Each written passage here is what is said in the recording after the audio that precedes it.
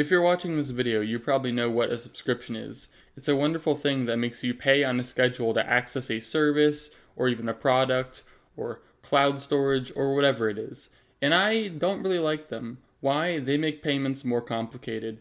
For example, you might have to buy a bundle to access a service or a product you want, and that bundle might have a temporary discount for X amount of months. And now, when that bundle runs out, you're going to be paying the regular price.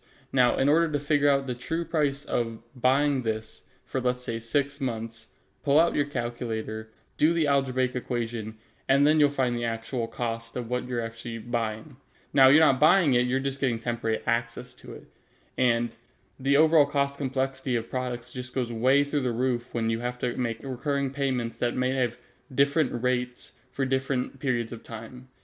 Another thing about subscriptions that gets on my nerves is the idea of content breakup. Now, what's content breakup? Content breakup is when a show or material produced by another company that's on another streaming service gets moved to a new streaming service which is created by the company who originally created the show. For example, The Office has CBS All Access or Peacock, which is made by the people who made The Office. So as a result, people who are watching The Office on Netflix now have to unsubscribe from Netflix and resubscribe to a new service, and then re-download all the apps, remove your Netflix apps, make sure you're not paying for anything extra that you don't realize. And you have to go through this completely customer unfriendly process that is convoluted, involves multiple websites, and just makes you not want to subscribe to anything anymore. But the content can move again in the future if another company buys the rights to it. So it's completely arbitrary and annoying.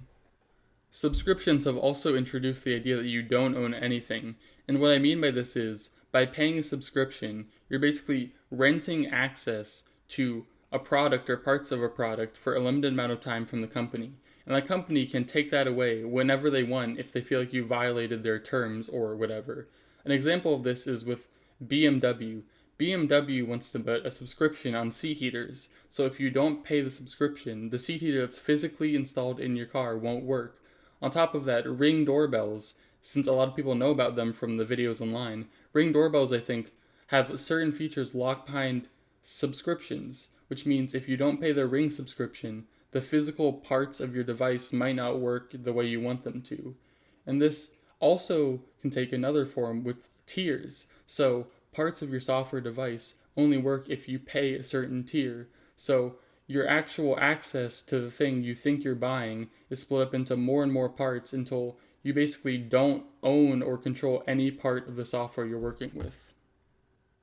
Subscriptions can also help create other subscriptions in the process. And what I mean by this is, you can have a one-time purchase changed into a base subscription, let's say $20 a month, for whatever product you're selling. But then, let's say in the future you want to add stuff or remove stuff from the original and make people pay more for it. You can make a plus subscription. And the plus subscription will have those newer, higher tier things available for 1.5 times the price. And then, wait, there's more. You can make another tier of subscription, which we could call the pro tier. Now, the pro tier will have stuff that's way luxury, or it's something that not everybody needs, but it'll be 3 times the price.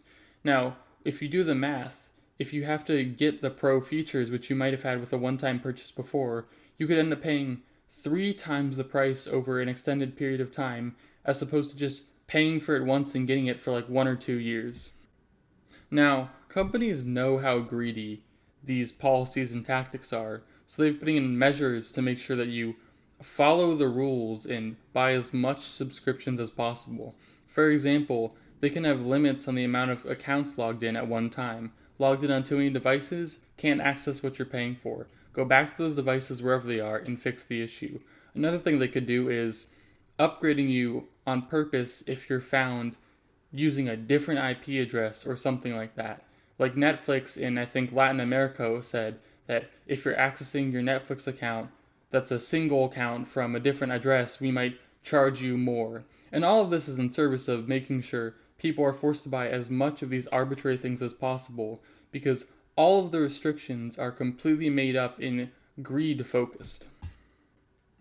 To everyone who got this far, thanks for watching, and I hope I see you next week when we talk about, I'm not really sure what we're going to talk about, but it'll be something interesting.